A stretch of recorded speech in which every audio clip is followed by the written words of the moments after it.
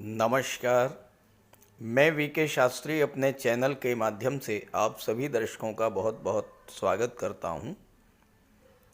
आज का ये वीडियो मीन राशि के जातकों के लिए बहुत ही महत्वपूर्ण होने जा रहा है, क्योंकि इस वीडियो में हम बात करेंगे 2025 में 29 मार्च 2025 से जब शनि की साढ़े साती के दूसरे चरण की शुरुआत होगी तो क्या क्या घटनाएं आपके साथ घटित होंगी।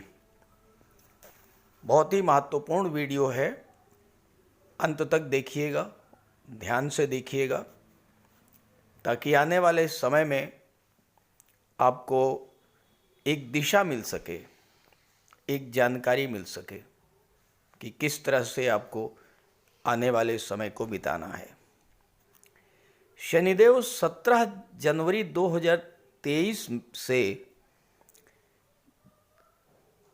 एकादश भाव के स्वामी होकर के 12वें भाव में अपनी मूल त्रिकोण राशि में गोचर कर रहे हैं।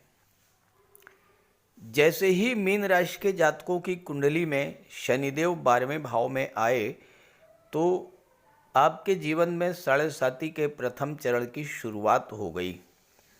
साढ़े साती के प्रथम चरण के मात्र 18 महीने ही बीते हैं, लेकिन इन 18 महीनों में ही मीन राशि के जातकों को साढ़े साती ने इतना त्रस्त कर दिया है कि वो यही सोच सोच कर परेशान हुए जा रहे हैं कि जब प्रथम चरण की शुरुआत ही इतना कष्टकारी है तो बाकी के 2 चरणों में कितना कष्ट मिलेगा और किस तरह से इन कष्टों से पार पाएंगे।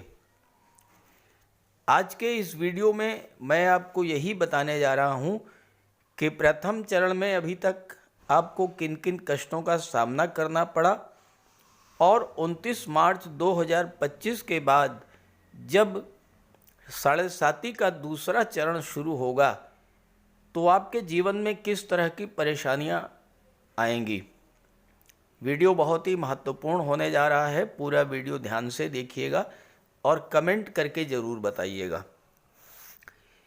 इसमें कोई संदेह नहीं है कि साढ़े साती में शनिदेव मनुष्य को बहुत अधिक तपाते हैं।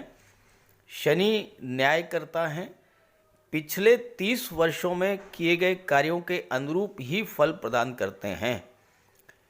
लेकिन ये भी सत्य है कि अगर शनिदेव आपकी कुंडली में अच्छे हैं और आपके पूर्व संचित कर्म अच्छे हैं तो यही शनिदेव रंक से राजा बनाने में भी देरी नहीं करते। बहुत से जातकों को इस तरह का अनुभव भी रहा है कि साढ़े साती के दौरान उन्हें जितना कुछ प्राप्त हुआ वो जीवन के शेष वर्षों में कभी नहीं मिला। तो पहले ये समझते हैं कि आपके साथ अभी तक क्या क्या घटनाएं घटित हुई होंगी। ये विश्लेषण आपकी चंद्र राशि में है और चंद्रमा आपकी जन्म कुंडली में जिस राशि में गोचर कर रहे हैं वही आपकी चंद्र राशि होगी। आपकी जन्म कुंडली में जिस भाव में चंद्रमा का गोचर है, अगर वहाँ पर 12 का अंक लिखा हुआ है तो आपकी मीन राशि होगी। तो ये है मीन राशि के जातकों की कुंडली। 17 जनवरी 2023 वो डेट थी जब शनि का गोचर आपकी कुंडली के 12वें भाव में हुआ और शनि के 12वें भाव में आते ही साढ़े साती की प्रथम चरण की शुरुआत हो गई। यहाँ पर गोचर करते हुए शनि की दृष्टि धन के भाव पर, छठे भाव पर और भाग्य के भाव पर पड़ रही है। शनि जिस भाव में गोचर करते हैं उस भाव को बहुत मजबूत कर देते हैं, लेकिन जिन भावों पर उनकी दृष्टि पड़ती है उन भावों का विच्छेद कर देते हैं, क्योंकि शनि की दृष्टि विच्छेदात्मक होती है। अब शनि 12वें भाव को मजबूत करेंगे। 12वां भाव होता है खर्चों का, 12वां भाव होता है कोर्ट कचहरी का, अस्पताल का, न्यायपालिका का। 12वां भाव विदेश का होता है, धर्म अध्यात्म मोक्ष का होता है और 12वां भाव परिवर्तन का होता है, ट्रांसफॉर्मेशन का होता है। साथ ही 12वां भाव आपके नींद का, आपके शैया सुख का होता है। 12वां भाव खर्च और हानियों का होता है। शनि लाभ के स्वामी होकर के खर्च के भाव में गोचर कर रहे हैं। तो 7.5 का पहला प्रभाव आपकी अर्थव्यवस्था पर ही पड़ा होगा। आपकी अर्थव्यवस्था पूरी तरह ध्वस्त हो गई होगी। लाभ के स्वामी होकर के खर्च के भाव में, हानि के भाव में जब गोचर कर रहे शनि, तो पैसा मिला होगा, इसमें कोई दो राय नहीं, लेकिन फालतू के खर्च इतने ज़्यादा बढ़ गए होंगे कि आप एक एक पैसे के लिए परेशान हो गए होंगे। और हो सकता है कि कुछ जातकों को कर्ज भी लेना पड़ा होगा। धीरे धीरे हालात इस कदर बिगड़ते चले गए होंगे कि कर्ज उतरना तो बहुत दूर की बात है, आप और अधिक कर्ज के दलदल में फंसते चले गए होंगे। और हो सकता है कि कुछ जातकों को कर्ज उतारने के लिए अपनी प्रॉपर्टी भी बेचनी पड़ी होगी। शनि की दृष्टि दूसरे भाव पर, दूसरा भाव आपके परिवार, आपके रिश्तेदारों को शो करता है। ऐसे हालातों में जब आपने अपने किसी मित्र या किसी संबंधी से मदद मांगी होगी, खास करके उस मित्र से, उस रिश्तेदार से जिसकी मदद आपने ऐसे समय में की होगी जब वो परेशान था, और उसने मदद करने से साफ मना कर दिया होगा, तो आपको बहुत अधिक कष्ट भी हुआ होगा। 12वां भाव अस्पताल का होता है। स्वास्थ्य को लेकर परेशानी बढ़ी होगी, और हो सकता है कुछ जातकों को जिनकी जन्म कुंडली में शनि ज़्यादा ही खराब रहे होंगे, उनको अस्पताल में भर्ती होना भी पड़ा होगा। और कुछ जातकों के लिए कोर्ट कचहरी के चक्कर भी लगाने पड़ गए होंगे। धन को लेकर मानसिक चिंता, कार्यों में या तो देरी या कार्य का अधूरा रहना, मित्रों रिश्तेदारों का सहयोग न मिलना, कोर्ट कचहरी अस्पताल के चक्करों ने आपको इतना अधिक परेशान किया होगा कि आपका मानसिक तनाव लगातार बढ़ता चला गया होगा।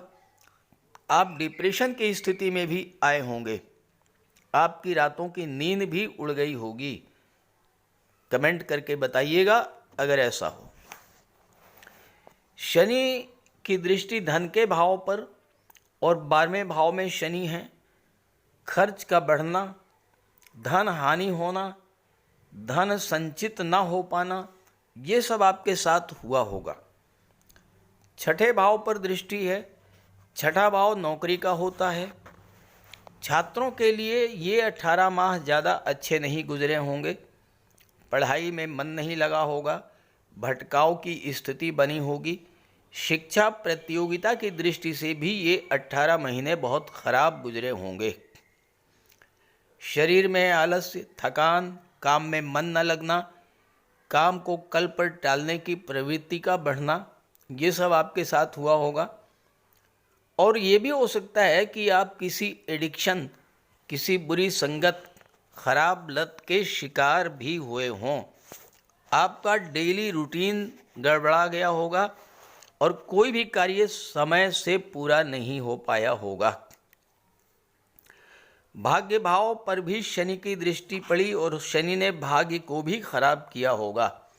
भाग्य का साथ आपको नहीं मिल पाया होगा। उच्च शिक्षा के मार्ग में बाधाएं आई होंगी। किन्हीं तकनीकी विषयों की शिक्षा आप ग्रहण करना चाहते थे, लेकिन अच्छे इंस्टीट्यूट में आपको एडमिशन नहीं मिल पाया होगा। इन सब कारणों से आपका मन बहुत अधिक खिन्न और त्रस्त हुआ होगा। हालांकि जिन जातकों की कुंडली में शनि अच्छे थे, उन्होंने विदेश संबंधी कार्यों से अच्छी सफलता और धन भी प्राप्त किया होगा। शत्रु भी पराजित हुए होंगे और कोर्ट कचहरी के मामलों में भी सफलता मिली होगी। ये तो रहा प्रथम चरण का प्रभाव। कमेंट करके बताइएगा अगर आपके साथ ऐसा ही हुआ हो और इससे हट करके भी कुछ घटित हुआ हो तो ज़रूर कमेंट कीजिएगा। ताकि आपके साथियों मित्रों को भी जानकारी मिल पाए कि प्रथम चरण में उनके साथ क्या क्या घटित हो रहा है। अब आइए समझते हैं दूसरे चरण में क्या क्या घटनाएं आपके साथ घटित होंगी। 29 मार्च 2025 को शनिदेव राशि परिवर्तन करके आपके लग्न भाव में आएंगे और जैसे ही लग्न भाव में आएंगे साढ़े साती के दूसरे चरण की शुरुआत हो जाएगी और यहाँ पर शनिदेव 3 जून 2027 तक रहेंगे। तो इस तरह से 29 मार्च 2025 से 3 जून 27 तक दूसरा चरण गतिमान रहेगा। शनि जैसे ही लग्न में आएंगे तो आपके फालतू खर्चों में कटौती होनी शुरू हो जाएगी और आपकी आर्थिक स्थिति में धीरे धीरे सुधार आना शुरू हो जाएगा। कोर्ट कचहरी और अस्पताल के चक्करों से भी आपको राहत मिलनी शुरू हो जाएगी। लेकिन ये नहीं भूलना है कि साढ़े साती का दूसरा चरण सबसे ज़्यादा कष्टकारी होता है, क्योंकि शनि का गोचर आपकी राशि पर होता है, आपके लग्न पर होता है और लग्न भाव आप स्वयं हैं। जब शनि आपकी राशि पर स्वयं आप पर गोचर करेंगे तो फिर आपके कष्टों की कल्पना की जा सकती है। क्या क्या होगा आपके साथ, क्या क्या संभावित है। लग्न है आपका व्यक्तित्व, आपका स्वास्थ्य। यहाँ शनि के गोचर का पहला प्रभाव यही पड़ेगा कि आपके मन में आलस्य की प्रवृत्ति बढ़ेगी, शरीर में थकान बढ़ेगी, काम में मन नहीं लगेगा, काम को कल पर टालने की प्रवृत्ति बढ़ती चली जाएगी और इसका परिणाम ये होगा कि आपका कोई भी कार्य समय से पूरा नहीं हो पाएगा और समय से कार्य पूरा न होने से मन में निराशा उत्पन्न होगी। कार्यों में डिले होने से, कार्य अधूरे रह जाने से संघर्ष बढ़ेगा और कई बार आपके मन में ऐसी स्थिति बनेगी कि सब कुछ छोड़ छाड़ करके कहीं ऐसी जगह एकांत में चले जाएं जहां कुछ राहत मिले, कुछ सुकून मिले। तो पहले से मानसिक रूप से आप तैयार हो जाइए। 29 मार्च 2000 पहले से ही तैयारी शुरू कर दीजिए। अपना डेली रूटीन बिल्कुल सही कर लीजिए, टाइम के पंक्चुअल बनिए ताकि साढ़े साती के दूसरे चरण में आपको विशेष परेशानी ना झेलनी पड़े। शनि की सीधी दृष्टि आपके सप्तम भाव पर पड़ेगी। सप्तम भाव आपके दाम्पत्य सुखों का होता है, विवाह का होता है, व्यापार का होता है। शनि की दृष्टि सबसे पहले आपके दाम्पत्य जीवन और व्यापार व्यवसाय को खराब करेगी, क्योंकि शनि की दृष्टि विच्छेदात्मक होती है। शनि आपकी नौकरी और व्यापार में तरह तरह की परेशानी पैदा करेंगे। कैरियर में, प्रोफेशन में, बिजनेस में लगातार अप डाउन्स देखने को मिलेंगी और इसके लिए आप मानसिक रूप से तैयार रहिएगा। शनि की दृष्टि दशम भाव पर पड़ेगी, जो कि आपका कैरियर प्रोफेशन होता है। कुछ लोगों के साथ जिनकी जन्म कुंडली में शनि ज़्यादा ही खराब हैं या जिनके जीवन में केतु की महादशा या अंतर्दशा गतिमान है, उनके साथ ये भी हो सकता है कि लगी लगाई नौकरी छूट जाए या वो नौकरी में परिवर्तन करें और नई नौकरी में परिस्थितियां पहले से भी ज़्यादा खराब मिले। तो सावधान रहिएगा, नौकरी को बचा करके रखिएगा। नौकरी में कोई परिवर्तन करने से पहले 100 बार सोचिएगा, तब परिवर्तन कीजिएगा। और ख़ास करके उस समय जब शनि वक्री हों, भूल करके भी नौकरी में परिवर्तन मत कीजिएगा। सप्तम भाव पर दृष्टि है और सप्तम भाव व्यापार का होता है, पार्टनरशिप का होता है। साढ़े साती के दुष्प्रभाव के कारण अगर आप पार्टनरशिप में व्यापार व्यवसाय कर रहे हैं, हो सकता है आपके साथ आपके बिजनेस पार्टनर के द्वारा धोखाधड़ी या चीटिंग का प्रयास भी किया जाए। अगर पार्टनरशिप में व्यापार है तो विशेष सावधानी रहिएगा, और खास करके वो जातक जिनके जीवन में राहु की महादशा या अंतर्दशा गतिमान है, उन्हें तो बहुत ज़्यादा सावधानी बरतनी होगी अपना पार्टनर चुनते समय। इस दौरान आपकी सोशल इमेज भी खराब हो सकती है। आप किसी बुरी लत, बुरी संगत, एडिक्शन के शिकार भी हो सकते हैं। आपके दाम्पत्य सुखों में भी कमी आ सकती है। फैमिली लाइफ में दूरी बढ़ सकती है। और ध्यान दीजिएगा, अगर पहले से संबंध खराब चल रहे हैं तो सेपरेशन की स्थिति भी बन सकती है, और विवाह में भी देरी हो सकती है। इन सब बातों के लिए मानसिक रूप से तैयार कर रहिएगा और शनि का उपाय जरूर करते रहिएगा। तीसरे भाव पर भी शनि की दृष्टि है, और तीसरे भाव पर दृष्टि पड़ने के कारण आपको यात्राएं करनी पड़ेंगी, लेकिन यात्रा करते समय विशेष सावधान रहिएगा, क्योंकि 7.5 के कारण यात्राएं कष्टकारी होंगी। यात्रा करते समय स्वास्थ्य का ध्यान रखिएगा, खान पान का ध्यान रखिएगा, अपने सामान की सुरक्षा पर विशेष ध्यान रखिएगा। और अगर आप नौकरी में हैं तो हो सकता है कि आपका ट्रांसफ़र ऐसी जगह हो जाए जहां आप जाना नहीं चाहते हैं। तो इस बात का भी ध्यान रखिएगा कि कहीं ऐसा ना हो कि आपका ट्रांसफ़र किसी अनजानी जगह पर हो जाए, अनचाही जगह पर हो जाए। भाई बहनों से रिलेशंस भी आपके ख़राब हो सकते हैं। आपके अपने आप से दूर होते चले जाएंगे। स्वभाव में चिड़चिड़ापन, बात बात पर क्रोध आना, मानसिक अशांति, ये सब समस्याएं दूसरे चरण में आपके साथ होने की संभावना है। तो पहले से जागरूक रहिएगा, सतर्क रहिएगा, शनिदेव का उपाय करते रहिएगा, तो कोई विशेष समस्या आपके सामने नहीं आने वाली है। तो इस तरह से इस वीडियो में मैंने इस बात पर चर्चा की है कि 7.5 का जो दूसरा चरण है उसमें आपके साथ क्या क्या घटनाएं घटित हो सकती हैं।